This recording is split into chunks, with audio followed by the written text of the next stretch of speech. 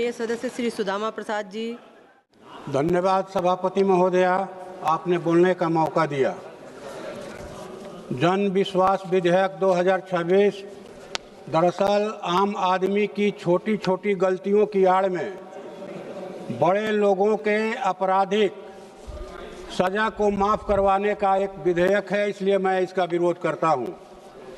महोदया, मैं स्पष्ट कर देना चाहता हूं कि सुधारों का विरोध करना विपक्ष की प्रकृति नहीं है, परंतु ऐसे किसी भी सुधार का समर्थन करना भी संभव नहीं है जो कानूनी उत्तरदायित्व को शिथिल करे, दंड के प्रभाव को छीण करे और सामाजिक न्याय की अवधारणा को आघात पहुंचाए।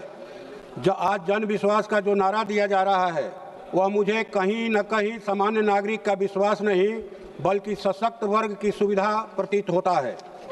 महोदया, इस विधेयक के अंतर्गत अनेक प्रावधानों में कारावास की सजा को समाप्त कर केवल आर्थिक दंड का प्रावधान किया गया है।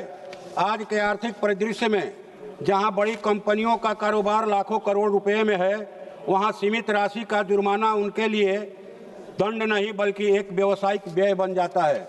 महोदया, ये श्रमिकों के अधिकारों के खिलाफ में है। श्रमिकों के हाथ पांव में डंडा बेड़ी लगाकर जंजीरों से जकड़कर 4 श्रम कोड के जरिए उनको एक तरह से कहा जाए कि उद्योगपतियों का गुलाम बना दिया गया। दूसरे तरफ इस विधेयक के जरिए उनको किसी भी तरह का कोई अपराध करने का ये कहा जाए कि प्रावधान दिया जा रहा है।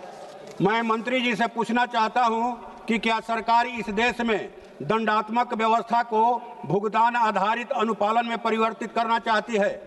यदि ऐसा हुआ तो यह व्यवस्था नियमों के पालन को बाध्यता से हटाकर विकल्प बना देगी। महोदया, यह भी एक कटु सत्य है कि हमारे देश में आर्थिक विषमता अत्यधिक है। देश की 80% से ज़्यादा आबादी संसाधनों के अभाव से जूझ रही है। ऐसी परिस्थिति में जब दंड केवल आर्थिक रह जाता है, निर्धन के लिए एक कठोर दंड है, समृद्ध वर्ग के लिए यह एक सरल विकल्प है। क्या यह विधेयक सामान्य न्याय की मूल भावना को प्रभावित नहीं करता?